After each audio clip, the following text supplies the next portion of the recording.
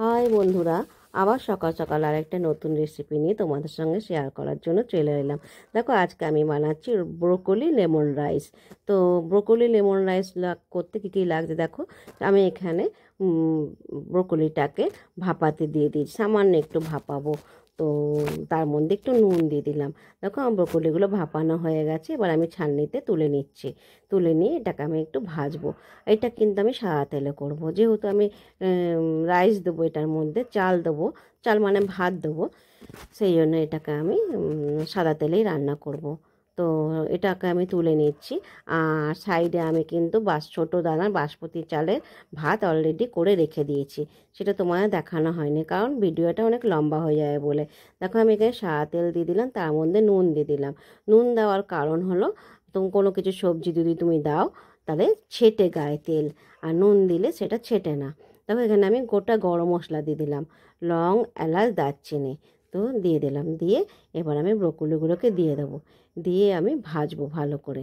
তো এখানে আমার একটু পেঁয়াজও পড়বে আর একটু রসুন গুঁড়োও পড়বে। দেখো ব্রোকলিগুলো আমি দিয়ে দিলাম, ব্রোকলিগুলো দিয়ে আমি ভাজতে শুরু করে দিলাম। ভাজতে ভাজতে এবার একটু ঢাকা দিয়ে দেবো। তো ঢাকা দিলে একটু ভালো করে ভাজার জন্য, একটু সিদ্ধ হওয়ার জন্য ঢাকা দিয়েছিলাম। দেখো ঢাকা দিতে কত ধুয়ো ওঠে, তো কিছু করার নেই, ঢাকা দিলে ধুয়ো ওঠেই। তো দেখো এবারে আমি ভাজা হতে হতে এবার আমি পেঁয়াজগুলো দিয়ে দেবো। কতগুলো পেঁয়াজ আমি সাইডে কেটে রেখে দিয়েছি কুচি কুচি করে, সেগুলোও আমি দিয়ে দেবো। তো আর এর মধ্যে একটু রসুন গুঁড়োও দেবো। রসুন গুঁড়ো অপশনাল, তোমাদের ঘরে রসুন গুঁড়ো থাকলে দেবে, নাহলে এমনি রসুন থেতো করে দেবে। রসুন কিন্তু মাস্ট, নাহলে কিন্তু ব্রোকলিতে একটা কেমন গন্ধ থাকে না, রসুন আর পেঁয়াজ দিলে গন্ধটা চলে যায়, তখন ব্রোকলি খেতে দারুণ লাগে। তো দেখো ব্রোকলিটা আমার ভাজা হয়ে এসছে। এবার দেখো আমি বলেছিলাম রসুন গুঁড়ো দেবো, তো রসুন গুঁড়ো আমি দিয়ে দিলাম। দিয়ে আবার আমি চালাতে শুরু করলাম। আর তোমাদের বলেইছিলাম আমি ভাত সাইডে করে রেখে দিয়েছি। তো এবার দেখো মোটামুটি ভাজা হয়ে গেছে। এবার ঢাকা দিয়ে দিলাম, ঢাকা দিয়ে আর একটু ভাজা হয়ে গেছে। দেখো এবার পুরোপুরি ভাজা হয়ে গেছে।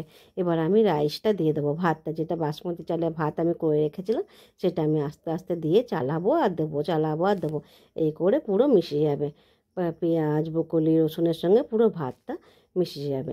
যেহেতু আমি এখানে লেমন রাইস বলেছি, তো আমার এখানে লেবু দেবো। তো এখানে গন্ধরাজ লেবু দেয় বন্ধুরা, আমি সবসময় গন্ধরাজ লেবু দিয়েই করি, কিন্তু আজকে আমার ঘরে গন্ধরাজ লেবু ছিল না, তাই আমি পাতি লেবু দিয়ে করছি। না থাকলে আর কিছু করার নেই, তো সব সময় তো সব কিছু থাকে না ঘরে, যখন যেটা থাকে সেটা দিয়েই করা যায়। তো আমি তাই পাতি লেবু দিয়েই করছি।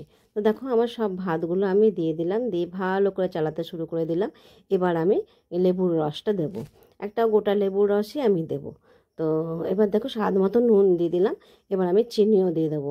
তোমরা বলবে যে লেবুর রস দিলে টক হয়ে যাবে ভাতটা, একদমই টক হবে না, কারণ আমি এখানে একটু চিনি ইউজ করেছি, চিনি দিচ্ছি। তো ওই জন্য একদমই টক হবে না, কিন্তু খেতে খুব ভালো লাগবে, দারুণ টেস্ট লাগবে। তো পুরোপুরি টক হবে না, কিন্তু খেতে মানে সব কিছু টক, মিষ্টি, নোনতা সব মিলিয়ে থাকবে।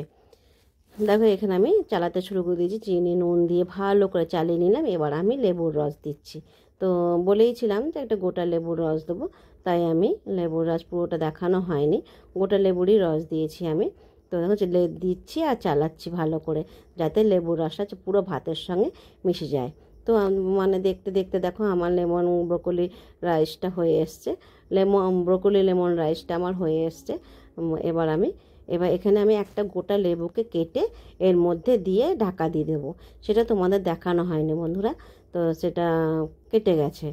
তো দেখো এবার ঢাকা দিয়ে দিয়েছি। এবার দেখো একটা লেবুকে 4 ভাগ করে ঢেকেছিলাম, কারণ তাহলে লেবুর গন্ধটা খুব সুন্দর আসবে, ভাতের মধ্যে মিশে যাবে।